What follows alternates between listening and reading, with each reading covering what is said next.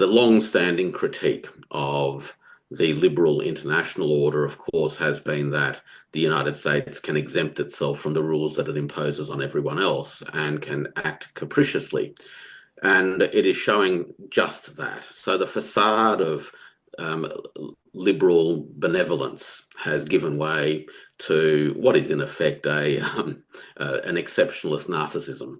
And the true colours have been revealed. I think that the Prime Minister of Singapore, for example, earlier today or overnight gave a speech in which he basically declared the end of America's role as the central figure in multilateral trade institutions and the culture of multilateral trade that has been part and parcel of the world for the last, 50 or 60 years.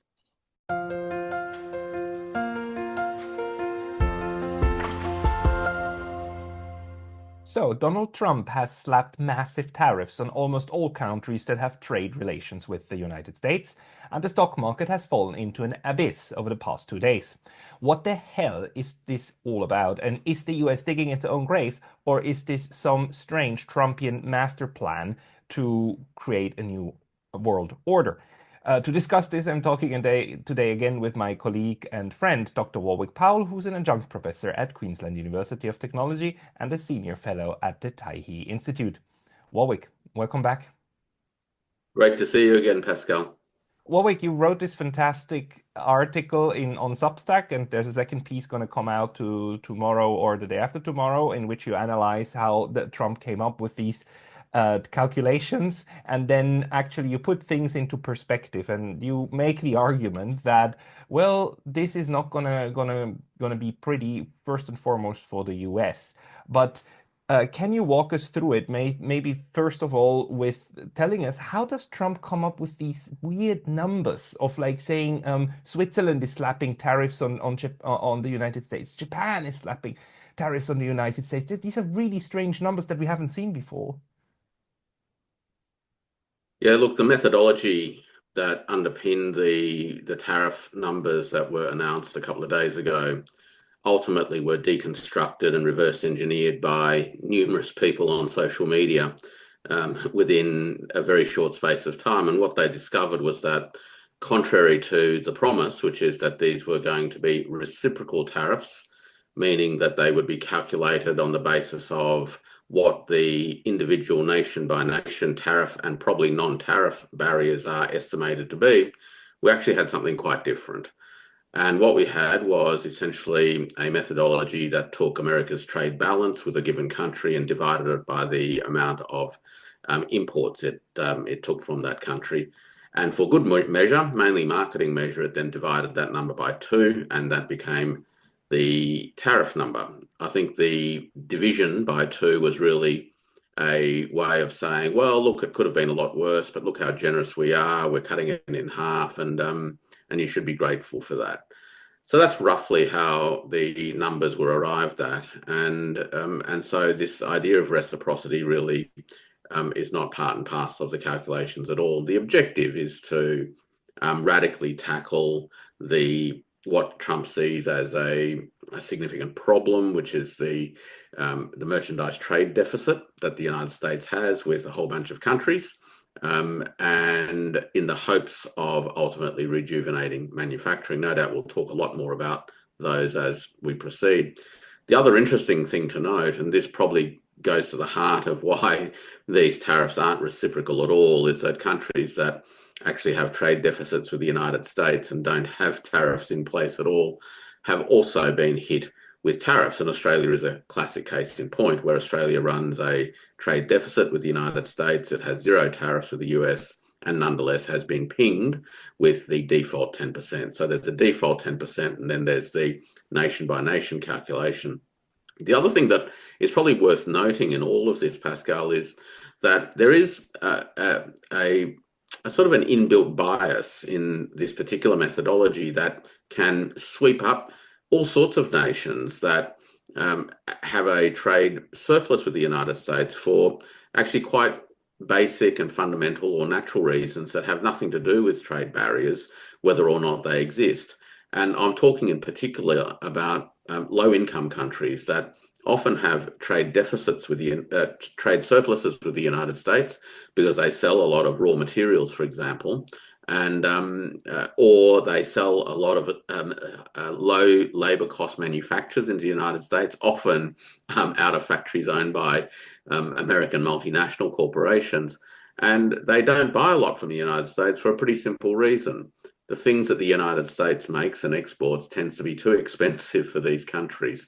So on all three of those fronts, I think it's fair to conclude that these tariffs actually aren't about reciprocity, and they're certainly about a wider concern, if you will, about America's trade balance. The last thing I'll say at the outset, just to sort of paint the picture, is that the trade balance question that sits at the heart of all of this concerns merchandise trade. It doesn't concern trade in services, whether that's in software services, streaming videos, computer games, software licensing, or, of course, tourism and education. And on both of those fronts, the United States runs actually a substantial surplus. So it's a very narrow cast view of the world, but nonetheless, this is what it is.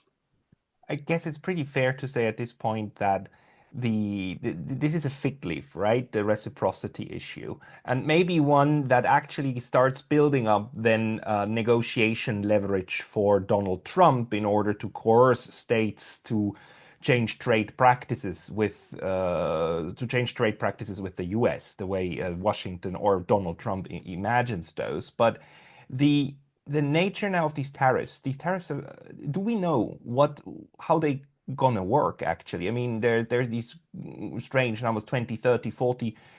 I think Vietnam was slapped with like over 40%, right? And on what? On all the goods that are called made in Vietnam? I mean, a lot of these goods are actually produced by US companies who produce them in Vietnam, right? And re-import. I mean, these are entire um, uh, uh, um, value chains and production chains, right? That are now going to be. This is going to be a huge headache even to know how to implement those tariffs because as far as I understand, we don't exactly know how this is going to work. The administration of it will be governed by the value of the goods as they land, and the tariff will be calculated on that basis. There are some exemptions, and there's a bunch of fine print in the documents that came out of the White House and the US Trade Representative's Office. But in essence, the tariff is levied on the landed cost.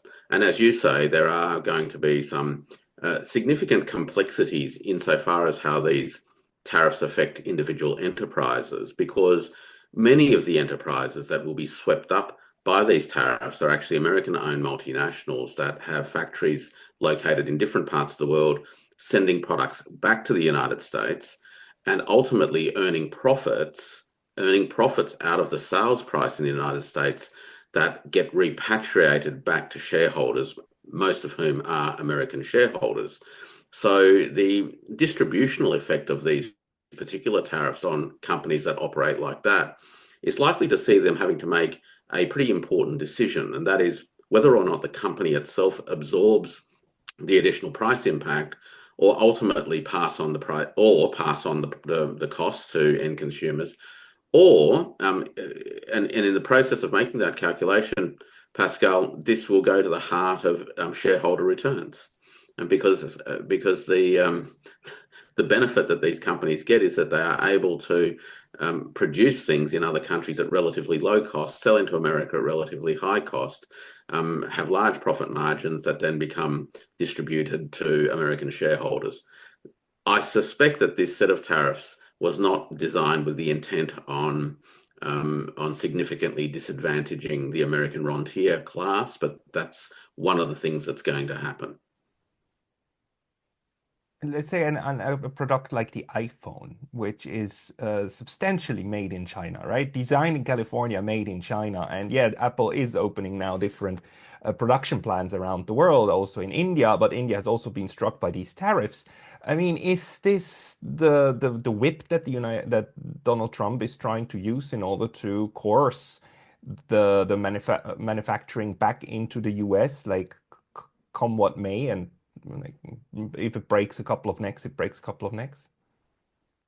Well, yeah, look, that's certainly, I think, part of the theory behind all of this. So the idea of radically changing the relative cost structure is to compel firms that are currently producing outside of the United States to relocate back into the United States. Now, that's all well and good in simplistic goods, but when you've got complex supply chains, that is actually far more difficult to achieve and to achieve successfully. So the challenge for many companies such as these is that they're actually securing inputted goods from many countries. So even if they located assembly factories back in the United States itself, they've got to bring in a whole bunch of imported products so that they can assemble them, and all of those will be caught up in the tariff net. The other point to remember is that for factories to be created in the United States, particularly ones that are reflective of the nature of modern manufacturing. So we're talking about a manufacturing that is not at all like the imaginary that I think drives a lot of the discourse, namely this notion of a factory with a whole bunch of workers interacting with machines and materials with dirty hands and those sorts of things. That's actually not modern manufacturing. So modern manufacturing requires significant fixed capital investments, and much of that machinery actually needs to come from China. And if it doesn't come from China, it's going to come from Germany, Japan, or the Republic of Korea, typically. So the United States will need to increase its imports of capital goods substantially should it seek to move down the path of this so-called rejuvenation of manufacturing. The other thing that the United States will need to do to accomplish this is radically alter the supply chains for intermediate goods, the input goods that these manufacturing processes need. Many of these intermediate goods, in fact, most of these intermediate goods for the kind of manufacturing we're talking about, does not come from the United States in the first place. So that's another bundle of things that will need to be imported or develop local supply chains, which will take, a long time and will be quite expensive. The third thing the US will need to do for this kind of modern manufacturing, Pascal, is come to grips with the need for stable energy at low cost and stable, high quality 5G telecommunications infrastructure to drive robotics and AI. Now, both of these two elements, the United States is not particularly well placed today to deliver, and it will also need substantial investment in from a capital goods point of view.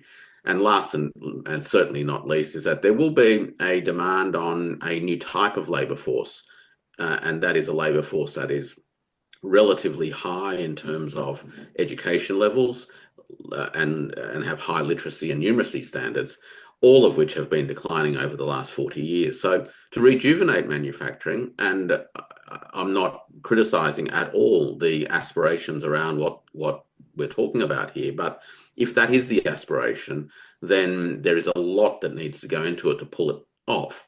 And in the process of doing that, there is every likelihood that the rejuvenation will actually take place in a way that will leave the American industrial structure at a much higher cost level. So the adjustment costs, the transformation costs, and the end outcome will actually be a far more expensive America than it is today. And this is a significant issue because even if the United States managed to bring back all of this manufacturing to onshore it, right, into itself, and managed to produce all of these goods still by itself. Like say an iPhone, iPhone completely produced, designed and produced in the USA only. But if the price of that then not only goes up, but the price of the US dollar also remains where it is, I mean, there's just not going to be a market for these phones anymore. So there's an argument out there that part of the strategy right now might be to create the leverage in order to coerce other states into adjusting, actually starting targeting the exchange rate and weaken the US dollar. Do you think this might be an objective to create now a leverage, like something to bargain with that Donald Trump really just pulled out of a hat? Look, part of the challenge in all of this is that a lot of these objectives and means are contradictory. So whilst there is a desire to theoretically, I can understand that there may be some desire to uh, reduce the value of the dollar, and in recent days that has been happening. Whether or not that will sustain is a different story. That's number one. Certainly, it runs contrary, of course, to the aspirations of the Trump administration for the dollar to also be the reserve currency and the dominant currency in the world. So a weak United States dollar does not help the United States to accomplish that particular objective. Obviously, making American exports more competitive by reducing the dollar, in theory, will boost exports. But having slapped tariffs on a whole bunch of countries around the world, and many of those will actually begin to retaliate, those countries that can afford to buy American things won't necessarily be that keen on buying American-made things. And the smaller countries where the United States might continue to have some leverage over simply won't have the resources to afford American-made things. This is my point earlier, and that is that many of these countries are not big importers of American-made things, not because there are trade barriers, but because they're relatively poor. So whilst this particular set of tariffs could be seen, and I know many people like to give the benefit of the doubt to President Trump in terms of his negotiating wherewithal and his instincts, and perhaps it is about laying down something that can open up a negotiation. Well, and we'll only know the answer to that, of course, over the course of a period of time. But in the meantime, we're starting to see how the substantial players in the world, so I don't mean the smaller nations who have far less leverage, but the substantial players in the world are starting to either prepare their own version of reciprocity in response, or have already announced their version of reciprocity in response, and I speak specifically of China. What is that going to be? Because like your article actually is entitled "Don't Look a Gift Horse in the Mouth." So you are actually Yeah. interpreting these tariffs as a gift by the United States, a gift in disguise. But can you maybe make that argument? Yeah, look, the China, of course, has announced a response. It's a 34% tariff on all goods originating from the United States, which is, of course, a reciprocal number for what the United States has levied or announced that it will levy on China out of this particular round of tariffs. The other thing about this, and I'll come back to that in a moment, but the other thing is that over the course of the last week, China's actually announced a range of measures which I think need to be viewed as part of a bundle of things. The Chinese government has announced a prohibition on Chinese companies investing in American companies.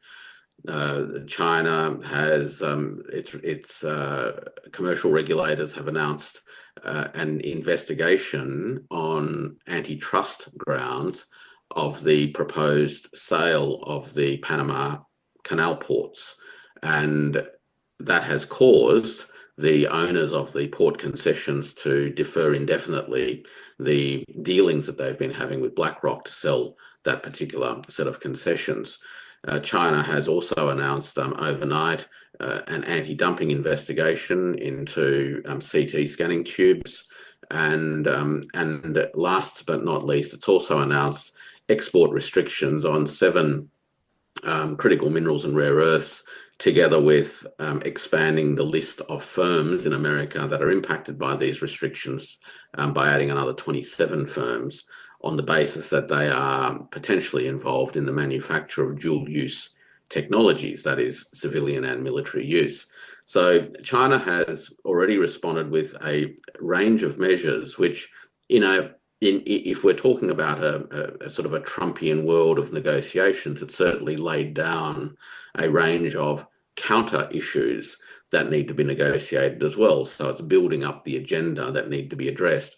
I should also mention that overnight we have seen President Trump extend the period for TikTok. So the TikTok ban was to come into effect when on the 19th of January from memory, and he extended that on the basis that it would facilitate negotiations for some kind of a sales transaction. Clearly, that hasn't come to fruition. and President Trump has now had to extend that by another 75 days in the hopes that something might come of those discussions. So there's a lot of issues now on the bilateral negotiation table, which brings us to the 34% tariffs, and ultimately why I argue that it is a gift horse and it should not be looked at in mouth, right? And the reason why is that tariffs, the significant tariff barriers for Chinese-made goods into the United States market will have an impact on the relative price competitiveness of those goods. And they will consequently affect the volumes and then the sales, basically. So Chinese-made products will, I think it's reasonable to say that we can expect them to reduce in sales volumes into the American market. Similarly, the Americans having slapped tariffs on everyone else will also achieve the same effect on a whole bunch of other supplying countries and their companies. Now, there isn't much that America manufactures and which China imports that China can't get from other places. And what I suspect the tariffs actually do, and I'm talking about China's tariff response now, is that they, in effect, create a price signal to Chinese firms and Chinese consumers that will see many of them turn their buying power away from American-made products towards substitute products from other parts of the world. So, in effect, the Chinese marketplace will move from being a destination for American exports to being a destination for European, South American, Canadian, African, etc. exports to fill the void. So China will in effect function as a cushion for many of the countries that have been adversely affected by this round of Trump tariffs. Now, from a broader strategic point of view, in terms of diversifying trade and ultimately moving towards an international multilateral trading regime where national currencies can play a more important role rather than trade predominantly being denominated in the USD, then this is precisely what needs to happen. And so the opportunity has arisen to accelerate this move towards currency multipolarity and diversifying the global trading network and in effect, Pascal, decentering the United States. Now, this is a historical trend that's been going on for a while anyway. So the US market now represents a little bit less than 15% of total global imports. It's nowhere near as important as it once was. And that's one of the reasons why the United States in this particular moment does not have the same kind of leverage as perhaps it would have 20 to 25 years ago. So that's what I think is starting to unfold. But when we now look at the way that also other countries are going to react, I mean, everybody is a bit is still, I think, to a good extent, shocked of how to approach this, how to approach the fact that this beacon of like globalization and free trade and Reagan and Thatcher and the neoliberal consensus under which we've been living for like 40 years, that this is now, I mean, it has been on the back foot for quite a while, but this is a slap in the face of most of everybody who thought, okay, this is how we deal with global trade. Do you think that the that this will significantly impact also the decision-making processes in other countries? Because at the end of the day, the United States has a lot of free trade agreements with a lot of countries, and all of them are now basically, the US tells them, like, we do whatever we want. We don't care. We made a new agreement last time with Canada and Mexico, and we don't care about that, right? Isn't it now getting very clear that the US is not a reliable partner, not even in trade? Well, I think that is becoming increasingly clear, Pascal. The long-standing critique of the liberal international order, of course, has been that the United States can exempt itself from the rules that it imposes on everyone else and can act capriciously. And it is showing just that. So the facade of liberal benevolence has given way to what is in effect an exceptionalist narcissism, and the true colours have been revealed. And if I think that the Prime Minister of Singapore, for example, earlier today or overnight gave a speech in which he basically declared the end of America's role as the central figure in multilateral trade institutions and the culture of multilateral trade that has been part and parcel of the world for the last 50 or 60 years. And that in many ways is saying something that perhaps many have until now been a little bit reluctant to say. How will that affect countries in terms of their own calculations? We're starting to see, of course, a range of responses. The smaller countries and those that have particularly large exposures to the US market are responding in ways that are entirely understandable and predictable, which is they are seeking to have bilateral negotiations with the United States. However, those that don't have as many eggs in that particular basket are now seriously thinking about how they can reinforce bilateral and multilateral trade institutions and strengthen their trading relationships with others, as well as intensify the diversification programs that many have been taking place in any regard. So we see, for instance, that China, Japan, and the Republic of Korea met earlier this week or a few days ago, a little bit before the Trump tariffs were announced, in anticipation of the tariffs, and made it very clear that they will be working hard to improve the trading relationships between those three countries. Similarly, institutions such as the Regional Comprehensive Economic Partnership, which is the free trade agreement that the 10 ASEAN states, together with China, Japan, Korea, New Zealand, and Australia, have signed up to, I think is going to play an even more important role. Trade amongst these countries, in terms of the intra-regional, inter-RCEP trade, already represents 60% of the trade that these countries undertake anyway. And I would expect that the future supply chain configurations around the world is an intensification of these sort of intra-regional networks, partly because there's the infrastructure to support it, and partly because they can be institutionalized in a context of regional trade agreements, coupled with an ongoing discussion around how that ultimately feeds into a redesign of regional security architectures. Because a change in the global economic order ultimately will impact a global security order. And I think that that is something that we can expect to start to witness going forward.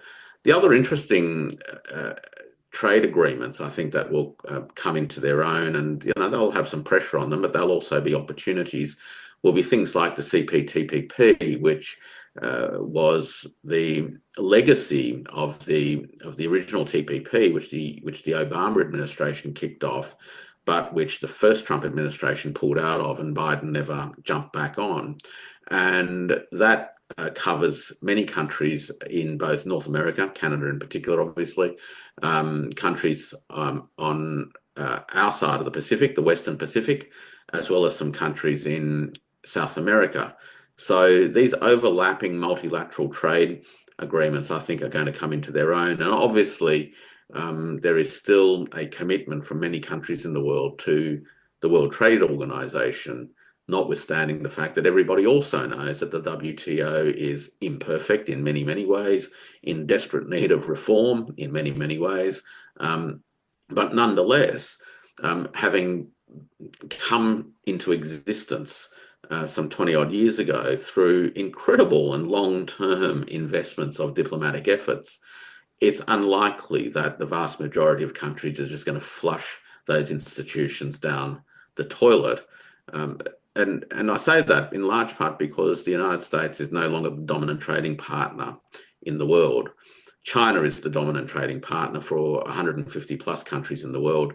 which means that provided that China remains committed to multilateral trading institutions, it has sufficient heft to give the ballast to these institutions, no matter how much under threat they are from the United States, in effect sabotaging the multilateral trading order that the United States gave birth to. It's not the first time that the United States sabotages the system that it itself created. I mean, let's just think about how the United States basically sank the Bretton Woods system, where the currencies were pegged to the US dollar and US dollar to gold, and then Nixon just throws that out of the window, right? The moment that this is not convenient anymore in order to encourage more trade with the US, or like a beneficial exploitational relationship. But let me maybe ask you about the reaction of Australia now. I mean, you're in Australia, and what is your perception? How does the media report on this? Because, within the allies, the system of the allies, criticizing the top dog has been something that was done in very polite ways so far. Is this slowly changing? I mean, how's Australia now dealing, the media, with this situation? Look, from what I've seen, they are a little bit less polite than they were maybe even a week ago. And it has taken many in the establishment by surprise. The Australia is a trading nation. It is deeply enmeshed in global trading networks and is fundamentally dependent upon the stability of multilateral trading institutions. That's how Australia has managed to navigate previous episodes of tumultuous transformations in global relationships, and it certainly, I think, sees merit in working with others to hold these institutions together. The other thing that I think Australia will seek to do, whether or not it can succeed or not, is another story. But and that is to continue to engage in bilateral negotiations with the aim of achieving some bilateral exemptions for itself. The risk for an Australia in doing that, of course, is that it will need to give up a lot that might be tangential to the deal itself. So it might not be trade-related things that it will need to concede so as to get a trade tariff-related outcome. The other point I think that Australia has learned, particularly in recent years, is that when it does experience barriers to market access, the quality of Australian products does tend to lend itself to being able to find alternative outlets. Not always finding alternative outlets that bring the same price that the products might have received in their original preferred market, but certainly there are markets for Australian products, particularly in the commodity space, that Australian exporters have successfully exploited. Which brings me, I think, to, I guess, the sort of more strategic question, which is in the event that these tariffs remain in place, and in the event that China maintains its 34% tariffs on American goods, which will include things that Australia exports, the gap in the market in China for many of these things, Australian beef, for example, will open up even wider.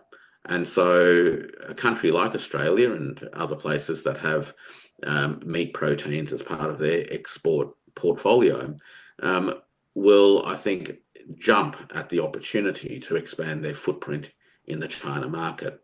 So these are the kinds of changes that I think are highly likely to take place as these trade patterns reconfigure themselves, largely because China will reduce what it buys from the United States, and it will replace those with goods that are produced from other parts of the world. So overall, like, is your advice to the world to say, like, look, yes, this hurts, but just look at the other opportunities. The United States is not the only player in the game anymore. Yeah, absolutely. Look, each country will have its own specific circumstance in terms of the extent to which their exports. Well, firstly, in terms of the extent to which trade is a big part of their economies. That's the first thing. The second thing then is the extent to which the US market is a big part of their exports, and to some extent their imports as well. And increasingly, the number of countries that have a significant exposure to the US market is diminishing. The difficult position will be, in the first instance, for Canada and Mexico, who, over the course of the last 2 to 3 decades, have really entangled themselves with the North American marketplace through previously the North American Free Trade Agreement and then the subsequent agreement that was entered into under Trump 1.0. And those countries presently are highly exposed in terms of the extent to which the US market is important for them from a trade point of view generally. And they also have limited alternative market options that they can pursue in the short term. Nonetheless, when you listen to the Canadian Prime Minister, for example, and also the opposition leader, the one thing that President Trump's various tariffs have done is galvanized the Canadian body politic around the need to invest in the infrastructure that they need to be able to diversify their trading relationships. And we're starting to see some of that now. So on the east coast of Canada, a substantial LNG export facility is being constructed. It actually has some Chinese joint venture partners in that, and that will be up and running in 2 to 3 months' time, enabling Canadian LNG to be exported into the Pacific market. So that's going to be an important signal that will enable Canada to begin the processes of diversification. Mexico has other challenges given the complexities of the supply chain interactions between it and the United States, and they will need to deal with those obviously on their merits. But most other countries actually are not substantially exposed to the American market as a proportion of their exports, and that's the important point to remember.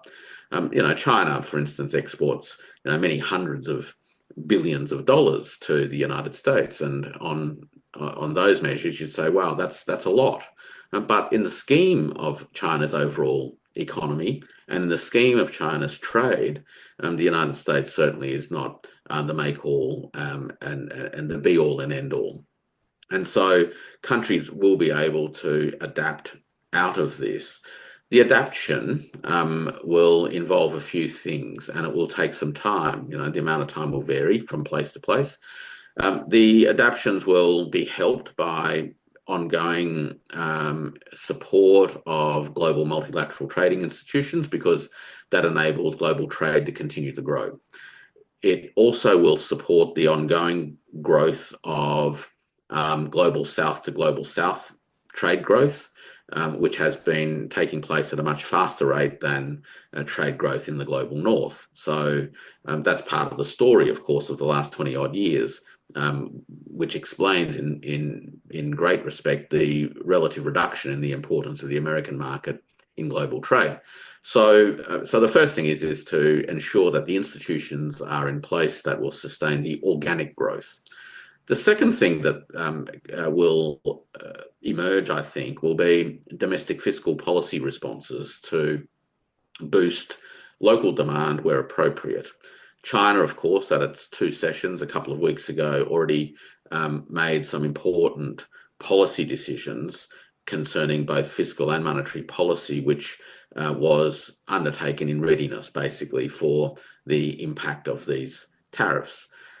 The third thing that I think we'll see is countries begin to coordinate their fiscal policy responses so as to ensure that their respective economies have a sufficient demand impetus to support this reassignment of trade flows. Then we'll start to see countries work harder at streamlining their bilateral trading relationships and also streamlining and improving the multilateral trading institutions that I described earlier.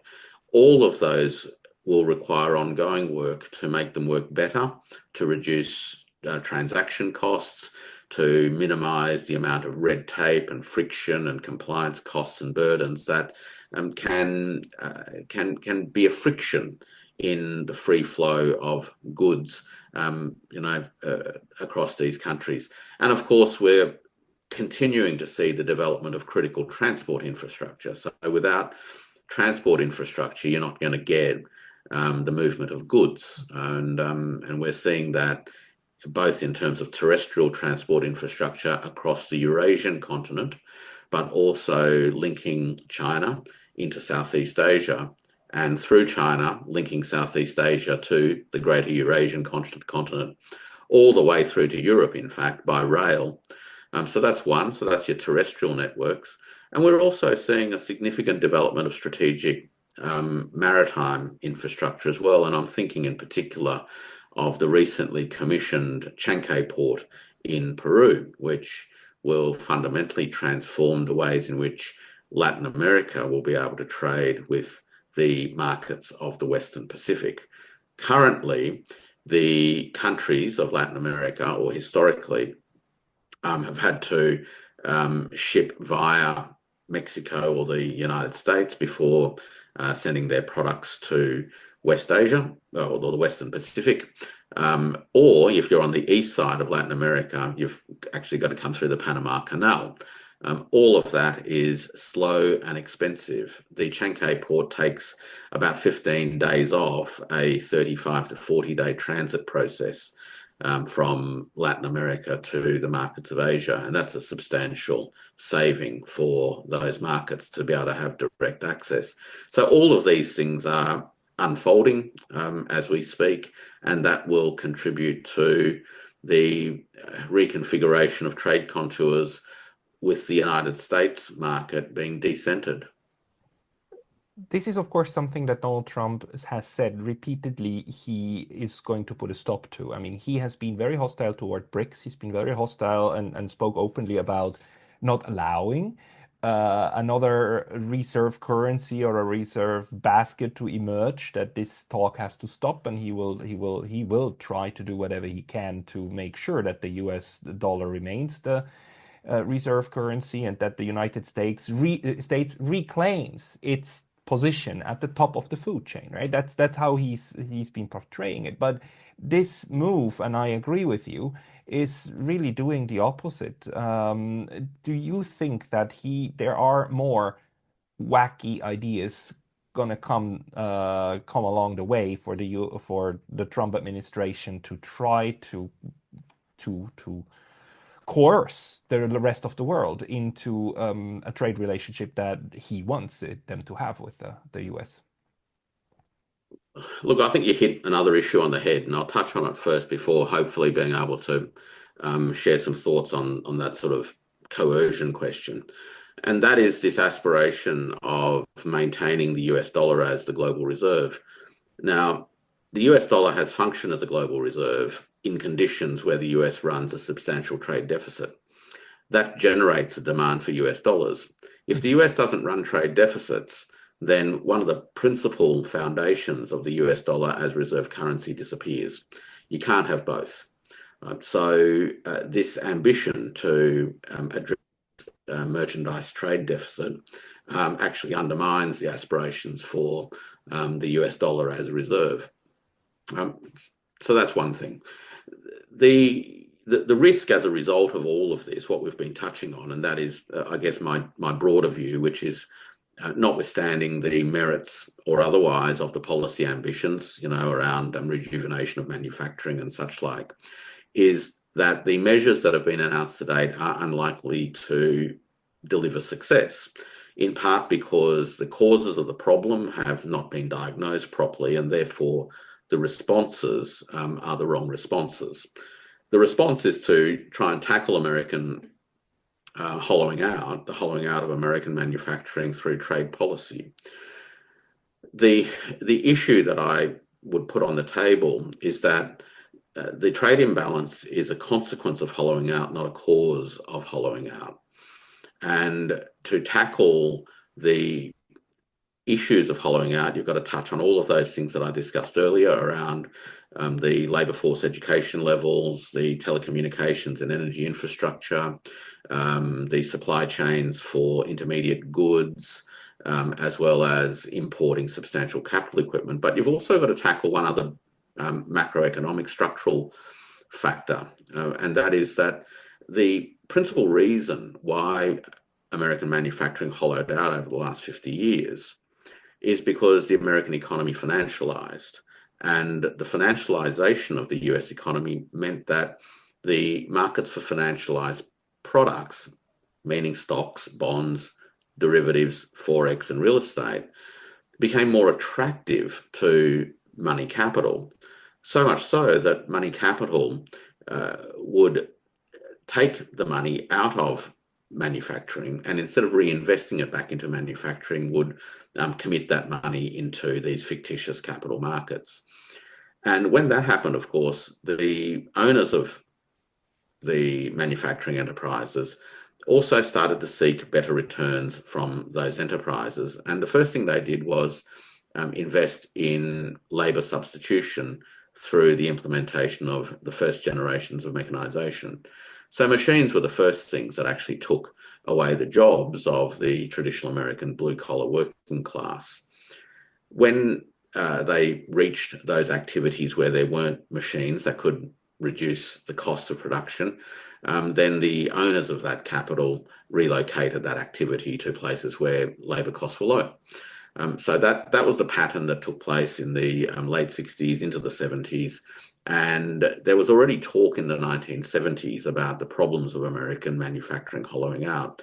When you look at the long-run data from the 1950s through to now, what you see is that there has been a consistent and precipitous decline in the share of manufacturing employment and output as a proportion of the of GDP, all the way to so from the 1960s onwards, really, all the way to about 2010. Now, all of this was happening well before trade with China, right? So China came into the World Trade Organization in 2001, and much of the job loss and output reduction had already taken place. Come 2010, the situation actually stabilized. And for the best part of the last 15 years, manufacturing employment in the United States has been relatively stable. It's had a little bit of growth, certainly not as fast as the labour market overall, but its output has been also quite stable. So manufacturing hasn't disappeared fully in America. American manufacturing still, represents about 12% of global manufacturing. So it's not like that there's no manufacturing at all. Even though when people talk about deindustrialization, you sort of have this image that America makes nothing. America still makes some stuff, but the stuff that it makes tends to be quite expensive stuff and not particularly globally competitive, but nonetheless has markets locally. So that's the sort of long-run pattern of the hollowing out of manufacturing and its causes. Now, none of this tariff policy response actually deals with root causes, and so I doubt that it will succeed. Now, when it doesn't succeed, it does create the political conditions where something else will need to be done. And that's where I think the coercive measures, the non-economic coercive measures, for instance, could come into play, whether they are through the exploitation of and when I say non-economic, I mean non-trade. It could be things where where countries are significantly exposed in terms of US dollar denominated debts, could be vulnerable to pressure. We've seen overnight the United States pressure the Argentinian president in relation to agreeing for the IMF to provide an additional round of finance, US dollar finance to Argentina, basically saying, look, if we're going to do that, we want you to tear up your currency swap agreement that you currently have in place with the People's Bank of China. So you can see that countries that have high USD denominated debts could become exposed to finance sector pressure. We obviously have security-related pressure points as well, and countries such as Australia are particularly vulnerable to those in the current climate. Australia, as I know you know, and many of the viewers will know, has signed up to a security pact called AUKUS with the United States and with the UK, And that particular set of agreements commits Australia to a very long-term procurement agreement for nuclear submarines. Now, the debate in Australia is whether or not those submarines actually make any sense at all, and of course, whether or not those submarines will ever be delivered to Australia. But it does leave Australia particularly vulnerable to pressure from the United States on security front. Ditto the countries of North Asia, the Republic of Korea and Japan, where there are substantial American bases, can also come under some considerable non-economic pressure. And we've seen the situation in the Philippines of late as well. We don't need to talk about the problems in Europe, where the United States has exercised an incredible amount of pressure over the last 20 or 30 years to largely get what it has wanted. So as the tariff policies don't work or don't live up to their promises, then there is the real possibility that the administration in America, in desperation, will seek to pursue those ambitions through alternative means. I see that danger as well. Unless this entire tariff business is actually has an entirely different agenda that we don't see yet, but it's hard to imagine what else could come out of this.